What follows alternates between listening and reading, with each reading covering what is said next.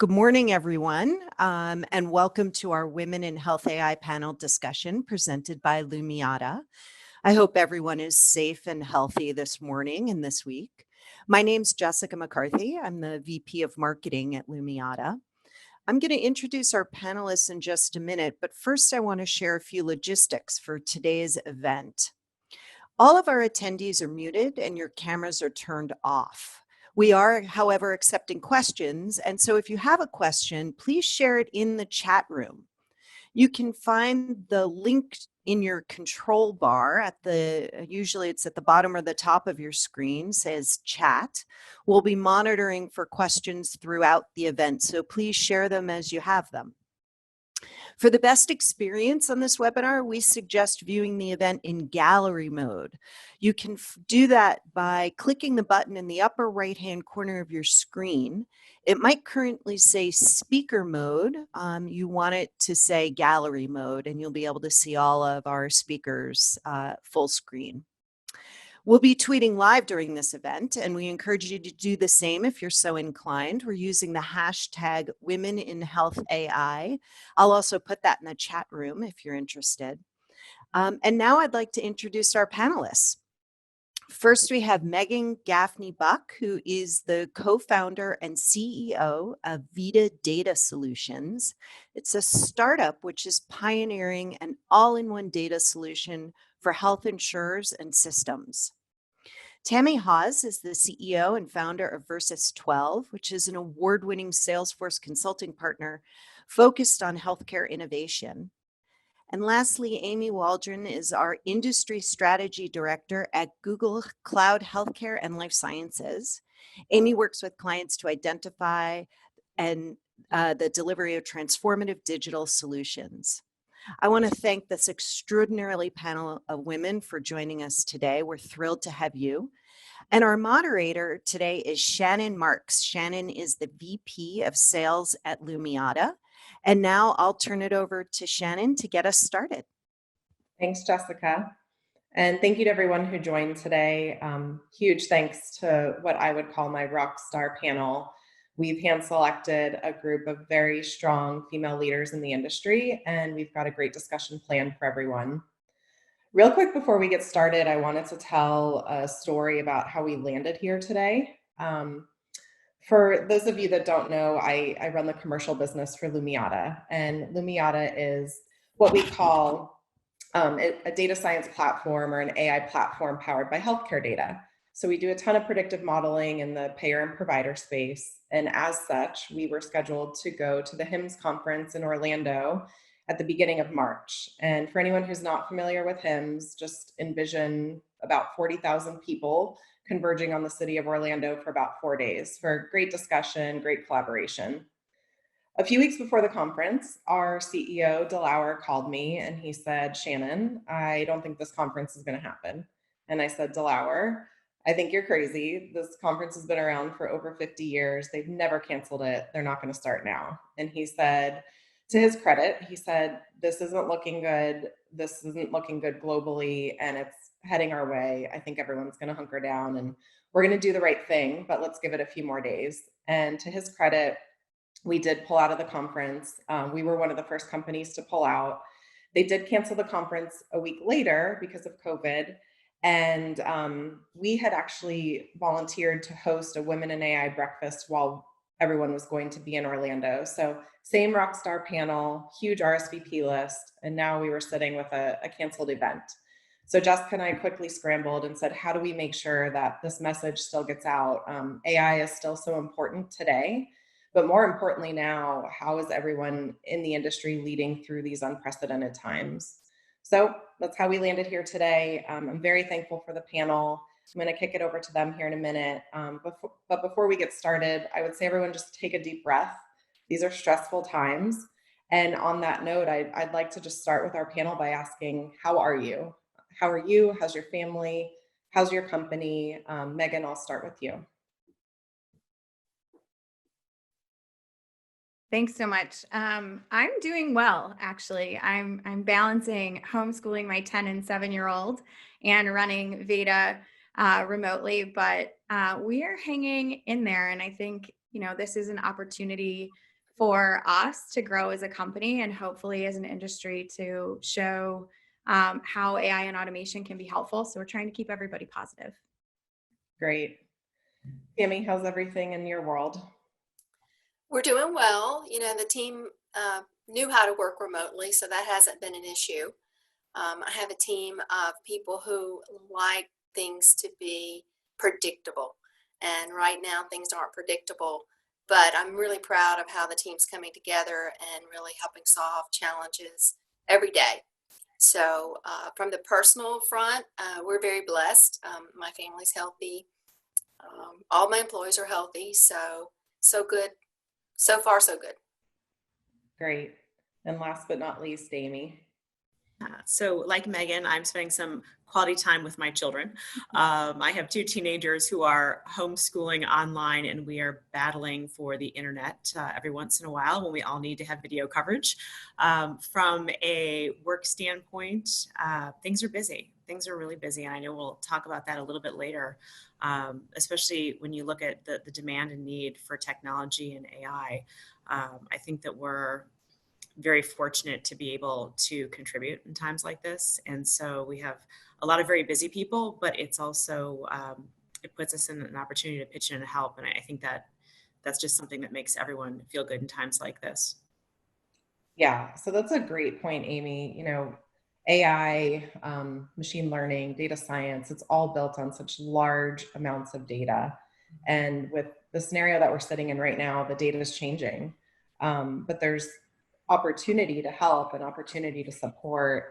I guess my next question would be, where do you see our industry stepping up? Where does all of this data and everything that we've built come to fruition to help the better? Well, I think it's interesting. When you look across the healthcare spectrum, I think various segments picked up on using cloud computing and AI faster than others. There's still, I would say, probably half of our industry is still, kind of dipping their toe in the water. This really, I think, changed the game. It put a really big problem out in front of us where you need data to solve it. And so where I think that changed the industry, first of all, it's really pushing our technology in a very positive way to the limits. And what I mean by that is, more than ever now, people are online. So, there's that transition to, being virtual so that you can keep people safe. The collaboration across organizations globally, and also, we're seeing it here, especially in the United States.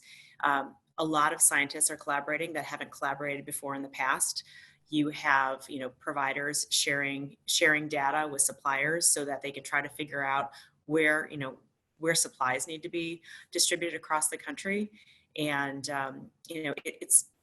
it's kind of, AI is perfectly positioned to help. I mean, this is kind of, you've got the data sets, you've got cloud computing, and you have a lot of amazing data scientists out there. So, we are very fortunate to have the technology. And I think what's happened is, this crisis has, forced people to look in this direction and say, okay, we need to use this technology if we're going to try to control and hopefully one day solve this problem. Tammy, I'd love to hear your take on where you see the industry going with everything that's happening. Yeah, I agree. I think that when times are good, sometimes there's not enough pain for people to make the change. And I think that what we're going through now has made people sit up and think, okay, we can't do things the same way. And there was a recent article in Fortune, April, about how AI was being used early on. And I'm sure it was being used by more than just this one company that was highlighted. But I would highly recommend reading that article because it just highlighted the fact that when there is a crisis or any kind of change in business, that's usually when companies are willing to go through the pain to evaluate and implement quickly. So, if there's got to be a bright side that comes out of any of this, I think that the use of AI will definitely be something that people consider proactively. Yeah. Great point. Megan, anything? Yeah, I would say from our perspective, VEDA is an automation company first. And so, yeah, I think our customers sometimes particularly large insurance plans, were a little bit hesitant to automate some of the functions that were done manually. But in the last few weeks, it's gone from a kind of cost savings or efficiency tool to a business continuity necessity, to have some automation in place and the ability to kind of dial that up when your workforce is out, as they become caregivers and homeschoolers, and, you know, as people are taking care of themselves and their families, the capacity in the workforce is just decreased. And so we've seen a lot more openness to AI and automation as business continuity must-haves that really wasn't there even a few weeks ago. Yeah, so I'm hearing a theme of major change that everyone's basically had to deal with almost overnight. I would love to hear how leading in a crisis has been different than leading under normal circumstances. And Tammy, I think you had touched on it, that you have a remote workforce, but it's still a stressful time. So how do you deal with that with your team?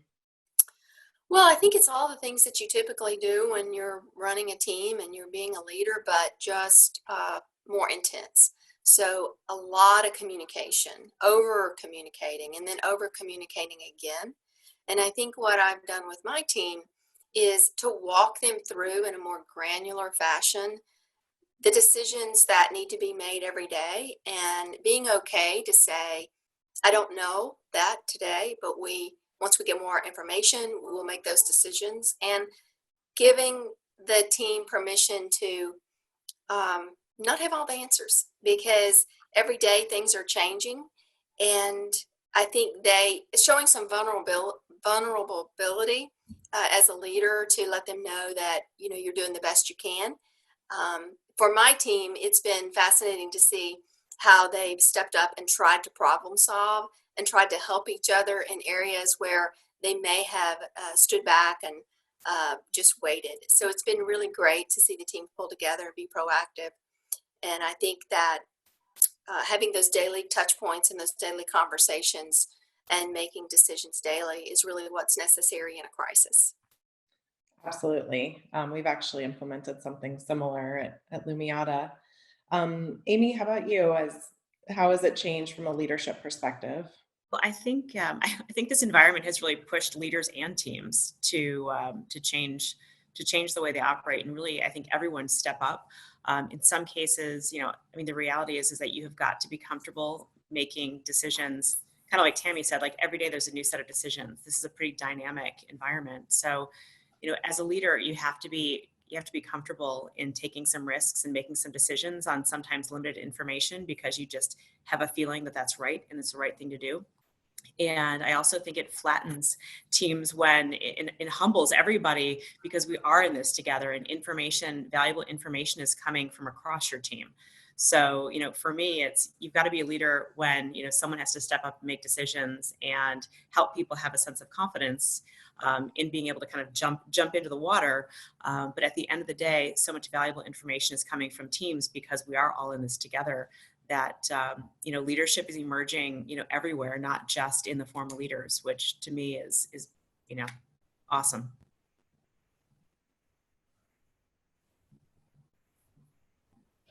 Yeah, I would echo the leaders coming from everywhere as a big thing that we've seen so far. I actually was sick for the first 2 weeks out of the office, and fairly substantially so, as was my other co-founder. And so we saw very quickly what our team was able to do as key leaders were having to step back. And so I think if there's one thing that we've learned so far, is that, you know, your culture really shines through. And so at moments when things are really difficult, if folks have done a good job building your culture, you can lean on that, and people really step up to take care of one another. Yeah. So we just got an interesting question from the audience. I'd love to hear your take on this, Meghan, and what you're doing with your team. But are you staying in daily contact with your team? And the question was, does it make sense to just do it, even if it's a quick 15 minutes? And what does that look like? We are doing team by team daily stand-up. So we have leaned on our head of product to say, okay, what does the engineering team do? Because they stay in contact all the time in a way that, you know, other departments might not. So we've adopted some of the Scrum culture kind of company-wide, where every team is doing a daily stand-up, And then we're doing a company-wide retro lunch every Friday.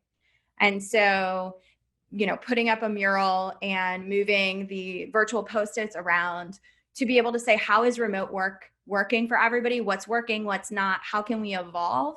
And I think that communication has allowed us to do things differently, kind of week to week, to make it work better for everyone. So I would say, yes, I would encourage more communication. Very cool. Amy, is Google doing anything? We're doing a lot. I mean, it's funny because we're a very virtual organization, but like everyone, we like to touch humans. So, I think everyone needs that sense of community and contact. So, I mean, some fun things that I'm seeing and participating in is we have a virtual coffee. So there's like a standing virtual coffee for 15 minutes that anyone can join, where you can't talk business. Like, it literally is like a, hey, how are you? What'd you read in the paper? But it's kind of fun. I mean, people are talking about how they're surviving inside their homes. What are they doing to kind of, what are they watching on, Netflix? So that, I think, is a wonderful, just kind of real human kind of touch. We've also had, kind of all hands where various leaders have talked about like how they feel. And, for some of them, they're like, wow, this is really hard. Like, I spend my day, talking to people live, and now, I feel disconnected. And so I think we've had really human touch points. I think that's been our focus of how do we just let people know that we're all experiencing this differently and we're all here for each other. I think, I have the pleasure of being home with teenagers. I can't imagine what it's like being home with a 2 and a 3-year-old.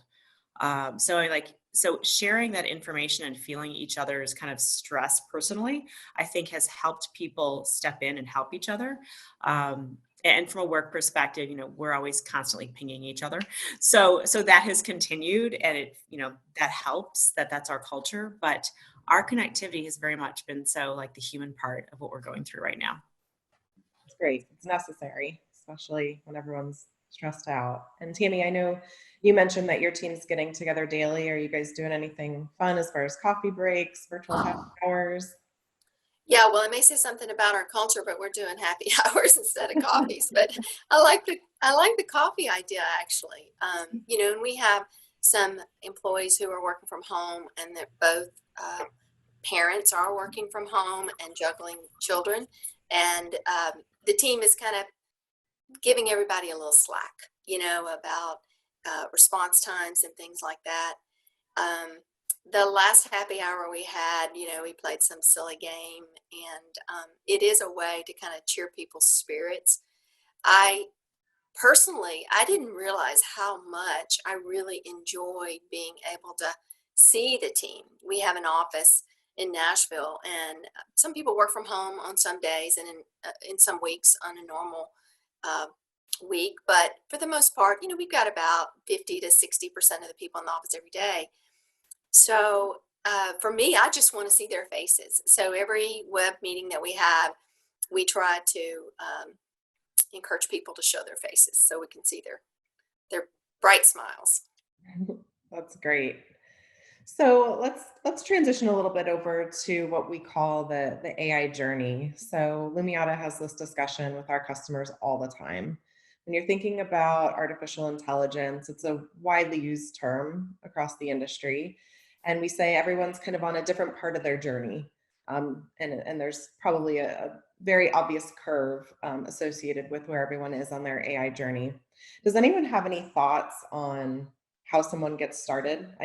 I'll tell a quick story. I had a prospect that came to us last week through our website, and I called him and I said, how'd you find out about Lumiata? And he said, well, my company keeps hearing about this term AI, and we know we need to get involved, and we Googled it and you guys popped up. So, we just need to hear more about it. So that's truly somebody like at the beginning of their journey.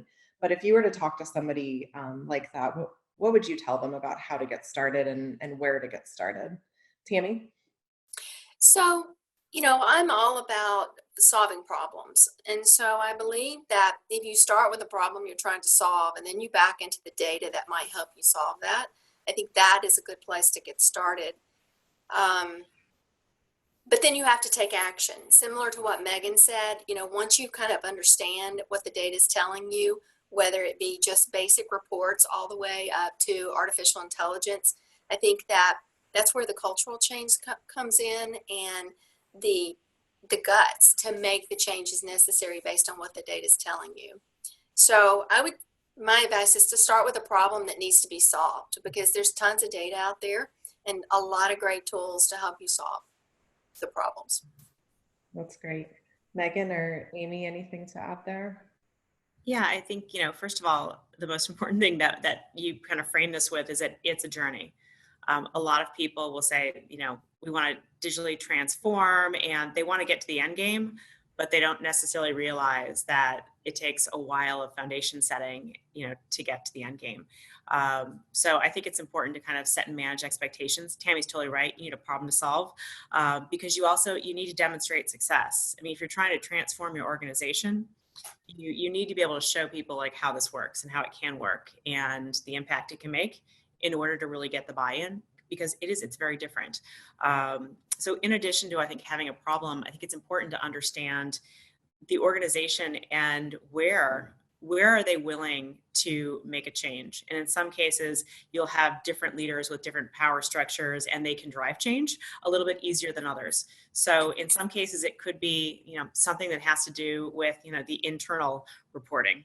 In other cases, it could be something that is more into diagnostics. So understanding the business and the organization and where you're really going to be able to be successful because of the power structure and the support those are probably things to think about as you're trying to figure out how do you tackle those first couple projects.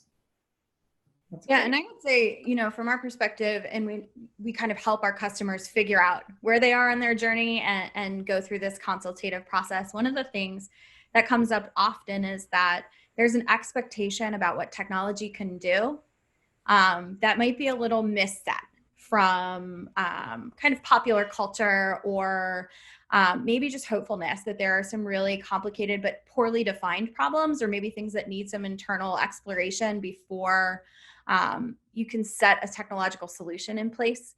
And so one of the things that we try to focus our customers on is why, what's big and important enough, what's the ROI measurement that you're looking for, that you're willing to do something new, and only applying new technologies to really well-defined problems so that you can get buy-in from a team where there's measurable ROI.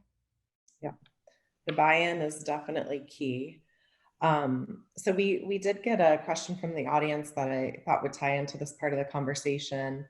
They said, beyond the conceptual use of AI at this time, I'd be interested in hearing examples around the actual application of AI. What organizations are using AI that were not before, and how are they using it? So let's start with the first part of that. So any real live examples of application of AI and what you guys are working on today? Megan? Yeah, I can talk a little bit. So we have a customer that's a very large national insurer, and in the last couple of weeks, they've had an outsourced vendor that was doing manual processing of roster and facility data about where are physicians practicing right now, which offices are open, who's closed, who's doing procedures, all of that's in flux. And their offshore resource to handle it went down. And so they were willing to expand an automation platform that we had in place to automatically ingest those new rosters and new facility data coming in and import it into their systems in a fully, through our fully automated infrastructure, rather than using their manual teams, because all of a sudden they didn't have that choice anymore. And so I see our customers using more of the automation tools to backfill right now, where they have manual folks that are importing data, because the landscape of where physicians are practicing, where they're seeing patients, is changing on a daily basis, state to state. Mm-hmm. Absolutely. Amy, anything in your world? Yeah, I mean, two things that, one thing that I think most people are getting exposed to over time is conversational AI. So if hopefully you're having better experiences when you're calling in to, certain service providers, but I know in the payer and provider space, something that we're working on right now is we have a COVID-19 bot that you can ask questions to. And it's providing answers based on, how you're asking your question. So conversational AI is something that I think is really starting to permeate the healthcare industry. Also, as I look at kind of the world of diagnostics, we've made some huge strides with regards to using AI and training AI models to help radiologists and pathologists with just identifying different anomalies in images, and even kind of setting some triggers as to kind of where this falls in the diagnostic plane in order to be an additive resource in areas where we are short resources, and radiology is one of those. Right. Absolutely. Tammy, I'd love to hear kind of your take on where you're seeing it, but maybe even how do you know when it's right for your org? How do you know when to jump in? Yeah, so actually, I have two examples that are very, very similar to both Amy and Megan. I mean, what we're seeing is a lot of people are being willing to take data from siloed systems and have it compare and have it autocorrect, or what I like to call self-heal itself, instead of having to pass along data changes from department to department. That's one. Also, on one of my recent podcasts, I had an interview with a company that is actually doing what Amy said with the CDC, and actually creating some bot conversational types of AI with the CDC, and then plugging that information into their customers' EMR system, an EHR system. So instead of the hospital having to go out and the nurses and doctors having to go out and actually poll the CDC for the latest guidance, it's actually popping up on the patient's record as they're there to give recent guidance about a specific patient based on the criteria of the patient. And that was something that they got up very, very, very quickly, within a matter of days, because they already had the technology in place. They just had to put it together. And kind of back how people would get started on their journey. I'd love to say that, create a plan and go after it. I do believe, though, that it all is going to be pushed based on need, and just, a requirement to use AI, because there are no other options. When things are good, you can do things manually, and you can coordinate between departments, and you can manually put reports together, or you can manually clean data. But I think those days are behind us now. And I believe that there's just going to be a huge change in using tools that have been available forever, not forever, but, for the last couple of years to solve some of these problems. So I would say that, just like in any other situation, if you are being proactive in your company and trying to solve problems, I think you help your company, you help your career, you help humanity. And I think it's the people who are going to be proactive, looking for problems that they can solve with AI, that are going to be winners in this. Yeah, that's a great thought. Kind of where my head was going was who are the companies that are kind of leapfrogging? And I'm not going to ask for names. I don't want to put anyone on the spot. But when you think of the companies that you look at and you say they're getting it right, they're doing the right things at the right time with the right people. What does that look like? What did they get? What memo did they get that maybe everybody else didn't get? Amy, any thoughts there? Just to make some generalizations, I think cloud native companies definitely have an edge because that's their DNA. And so they have the, let's say, the lack of the burden of the more traditional kind of mindset and infrastructure. We're also seeing, everyone's striving to how do they make, the traditional organization much more innovative. We're seeing some great investments with regards to kind of people creating that startup within their organization, using that technology, and some pretty major corporations using that small startup to really pull the culture towards using AI analytics and a lot of other virtual technologies. Yeah. Tammy or Megan, any thoughts on when you think about who's getting it right, what you see them doing that maybe other orgs could could mirror?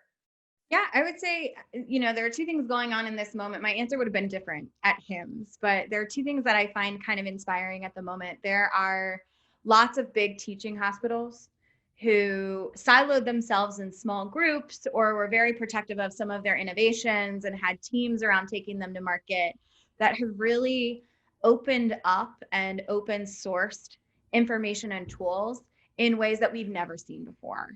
And I think that's just good for our entire ecosystem. The government is trying to unsilo data. You see NIH opening up its information to new technology companies, even small ones like ours that are growing. And those partnerships and that level of openness, I think, is something that is going to make the US tech ecosystem even more valuable when we look at how we place ourselves in the world. And so, I get really excited when I see big institutions starting to open up data sets and help the entire tech economy grow. Yeah. So I'm hearing, and I think it's a common theme, huge opportunity. So there's just a huge opportunity across the industry, huge opportunity to help. But I think we can all agree there's some sort of talent gap, right? We're always looking for better people. And we actually just got a question from some of the listeners. How big is the talent gap in adopting AI in healthcare, and what can organizations do to solve the talent gap? So does that keep you guys up at night, finding the right people? And have you solved for that? Is there a special magic there in finding the right people? Well, I wouldn't say that I've solved for it, but I believe that there's not just a talent gap in AI, but I think there's a talent gap in technology as a whole, because it's a very demanding industry, and I don't think it's good enough to have great developers or really great computer scientists or great data analysts. I think that you have to have people who can back up and look at the problem as a whole and actually communicate in such a way to where they're collaborative, not only with their coworkers, but with the organization that they're affiliated with. And so I think there are some soft skills involved with the intelligence that goes with being in this industry that I think everybody can work on. I mean, even us as leaders, we can work on those soft skills. So I know that's a little bit of a different answer than what you would normally hear. I do know that there are all kinds of initiatives going on with women in healthcare and initiatives around the universities. And we're actually tapping in and having partnerships with universities to actually help fill the gaps that we're seeing.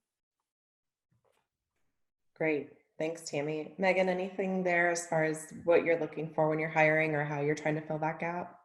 Yeah, I mean, part of it for us is a leadership learning and listening curve. So we were lucky. My co-founder is an astrophysicist, so he came from academic astronomy.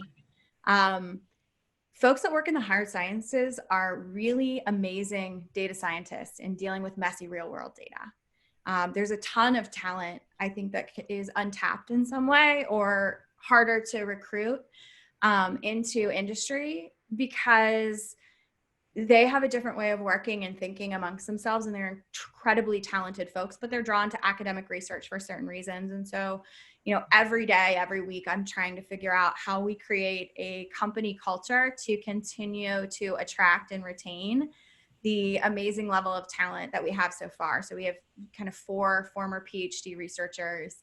At a small company, it's a lot. And, we want them to continue to recruit more of their former colleagues and researchers. But part of that is us, creating an environment that might look different. It doesn't look like a typical engineering department, providing flexibility and the ability to think long-term and things like that are not necessarily like typical startup playbook. And so I'm still learning, and I'm on that journey now to figure out how we continue to recruit and keep great talent. But I definitely think there are under-tapped resources in academic research that we as an industry can figure out how to better recruit and retain. Yeah, so that's actually a great point for another question that just came in from the group. So they're asking, what does AI mean for the skill requirements for people in healthcare and life sciences?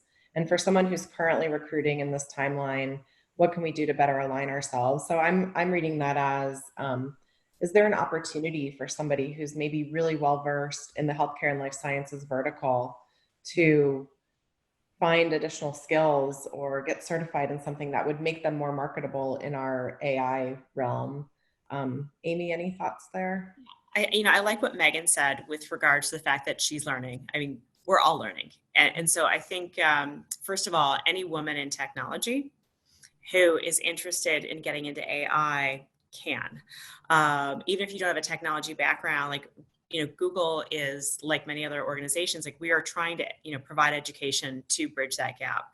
There is a gap and we're all trying to fill it. It definitely, I think we all are on the same page with regards to that, this is going to be here and grow as a capability in demand now and in the future. So, some of our women's events that we've had, we literally have had women get up and say, I knew nothing about AI and this is my job and I'm going to teach you something during this social hour. Just being like, there is a gap that you have to fill, but it can be filled if you're interested in being in the AI space. So there is education out there. I look at when I graduated and what I learned in school 27 years ago, this stuff didn't even exist. So, the reality is that there are a lot of different ways that you can go in your career path. AI can be one of them. So look for the training, look at the skills that you have today.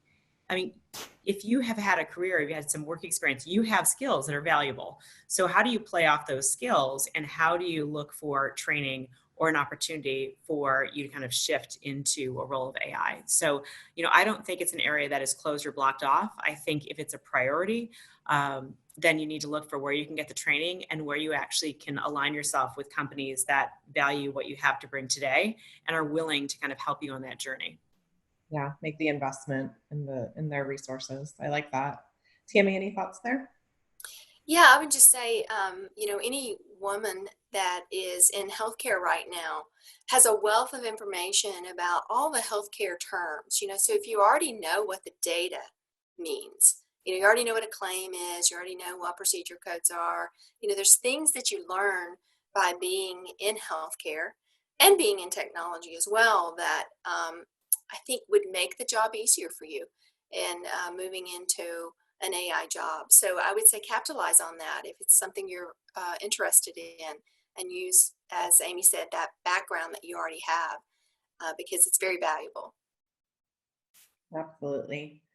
Meghan, I'd love to hear, we touched on it a little bit in talking about maybe the talent gap or the skills gap, but any other advice that you would give for women that are looking to move into AI or take a larger role in AI in healthcare?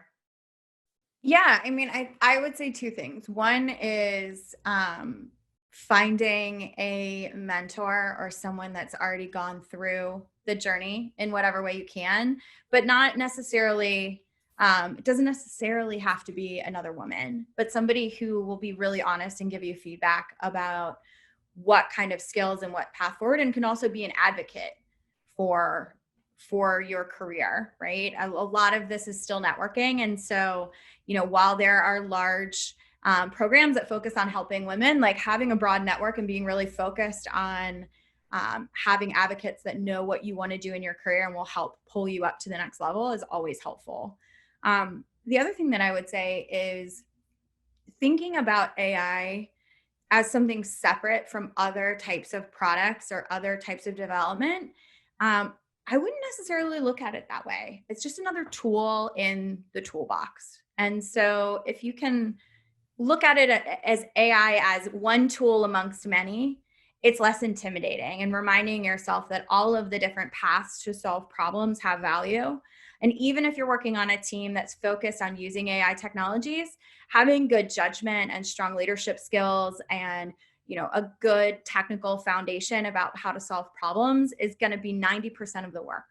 And so, I just want women to feel less intimidated about AI as a toolkit, and, stand stronger in their own skills that they have today.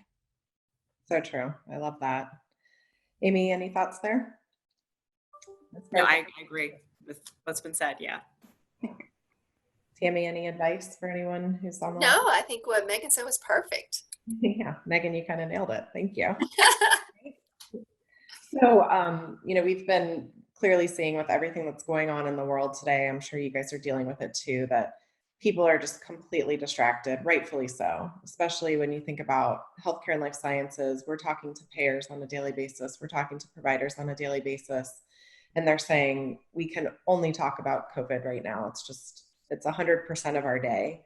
And we're starting to see some themes come out of it around beyond COVID. What does this mean? And what role is AI going to play in helping to predict beyond COVID? Any thoughts there around themes that you're hearing or what we should be planning for?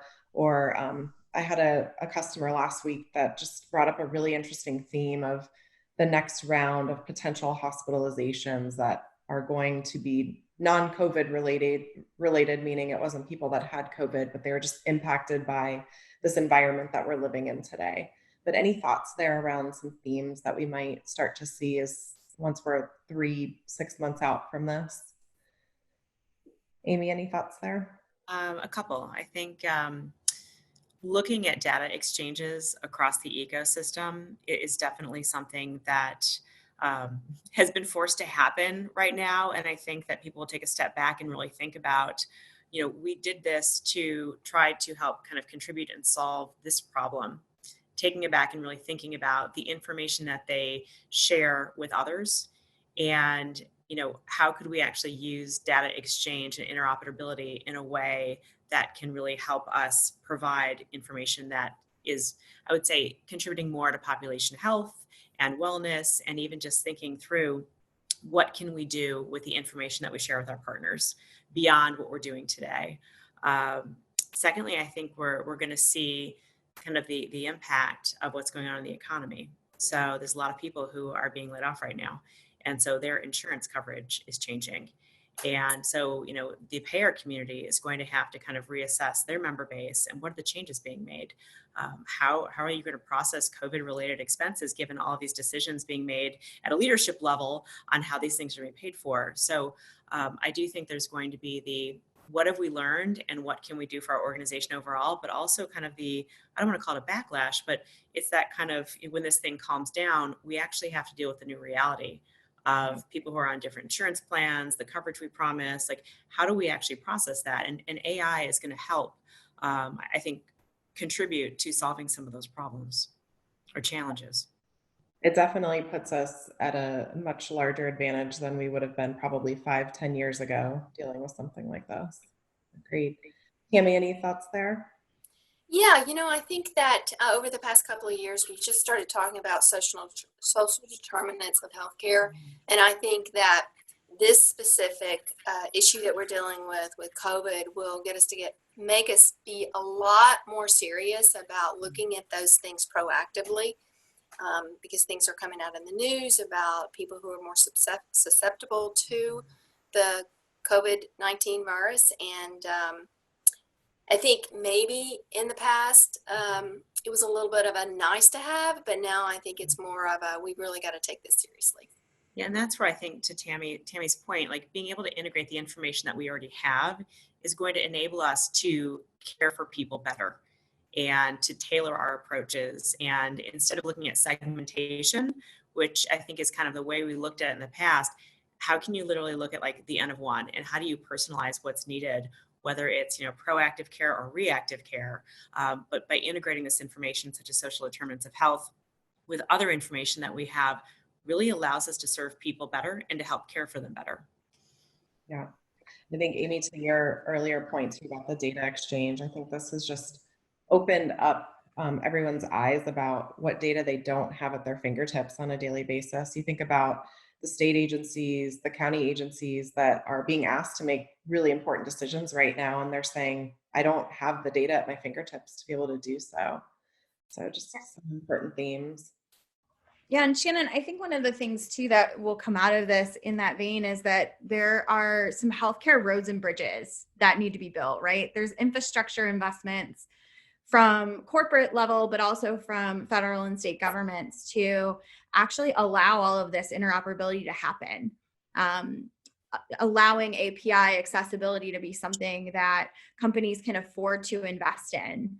and automation tools that allow for them to handle pandemic situations. Those are things that are really expensive investments. And so I think we'll see the public conversation around healthcare infrastructure and what that means to enable all of these resources be a big topic in the next year. Yeah. I think it's been really interesting to watch all of the different partnerships pop up. It's companies that in probably 6 months ago or 3 months ago, you would think of them as competitors versus now everyone's talking about how do we make this data available? How do we help each other? How do we talk about someone that might have an infrastructure problem so that we can all solve together? So all exciting stuff. I think the one thing I'd like to close with is especially in what we're dealing with today, everyone's getting hit with so many different stories and updates on statistics and, your daily update on where we're at, when's the peak, when are we going to be done with this? But if you look at the broader spectrum of just the data and the news that's available to us, specific to COVID, specific to AI, specific to women in AI, are there any sources that you go to on a regular basis where you say, this is where I want to find out what's going on or what's coming my way? Well, I don't probably have a really good answer to that. I go to a lot of different sources, and so when you do that, you can become overwhelmed. And I will have to admit that I have been a little bit overwhelmed the last couple of weeks, but there's a lot of information coming our way. I'm sure everyone has seen, the invitations to newsletters, to webinars, to new documentation that's coming out about what you should be looking for. Wear a mask, not wear a mask. For us, we're a small business, and should we apply for the PPP loan or not? I started to turn that off, and instead of just having all that information come to me, I have been being proactive about seeking the information that I wanted, and that's it. Because otherwise, you can become very, very distracted. And I guess it probably ties into data and AI as well, because for a true AI solution, you have to figure out what data is really valid data and kind of filter that into your solution. So not sure if I have any advice other than kind of take control of what you are absorbing and go after the information you want instead of just taking anything that comes your way. Yeah, I love that because it can be so overwhelming. There's so much information out there.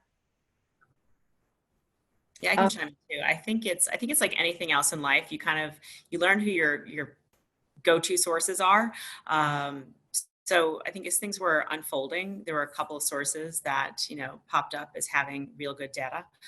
So clearly the CDC, I look at Johns Hopkins, and, there's some of the programs that Google is actually kind of serving as the foundation for as we look at these consortiums. So I think when you find your good sources of truth, you say, okay, this is where I'm going to go because I know that they've got information, but also my best interest at stake. And I think you've got to turn off the headlines that come at you every 5 minutes because they're trying to get your eyeballs versus what do you need? And I do think in situations like this, you've got to say, okay, you don't have the right to interrupt my life every 5 minutes with, another terrible headline. Get what you need and move on because it can become all consuming. And unfortunately, I think to the detriment versus, how many people are recovering and some stories about, the good collaborations and the great things that are going on. Fortunately, there is a tremendous amount of praise for people on the front line. And, we need that, they need that. But some of these other headlines where it's like a death count, I think can become overwhelming to people. And you need to balance that for just your own mental health. Yeah, it's almost paralyzing because there's so much. Okay, so from a time perspective, I think we've got time for one last question, and we just had one come through.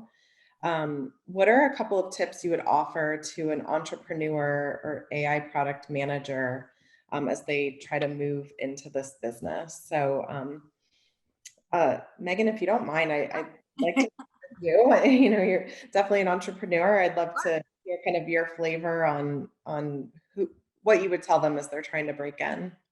Yeah, I would say, echoing what Tammy said earlier, problem first, really focusing on the why behind the business, particularly in this moment, because Every young company is saying they're doing AI and machine learning. That's not what is going to differentiate your company. It's the problem that you can solve for your customers and the value that you bring to them. So I would say that. And from a product team, the thing that I think is really empowering for product team leadership and AI leadership in small companies right now is finding a purpose and communicating that to your team, the why behind what they're building, because the market is very crowded, and having a real understanding of the purpose behind what you're doing, it allows you to lead a team well, and also attract really talented people in a market that we talked about where talent is a huge asset that you have to compete for. So that would be my advice. And also, it's a great time. There's a lot of data out there. Go scoop it up and see what you can do with it. Love that. Great.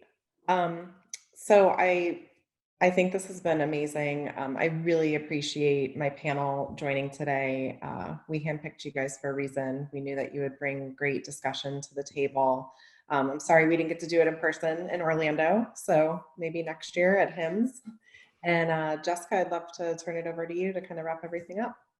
Great. Well, thank you so much to our panel. As Shannon said, outstanding conversation, and I think we all got some really amazing tips. And we will be posting this broadcast live to this recorded broadcast to our website, so you'll be able to find it there. I want to thank all of the attendees for being here today, for the phenomenal questions, and particularly to our outstanding panel for their participation.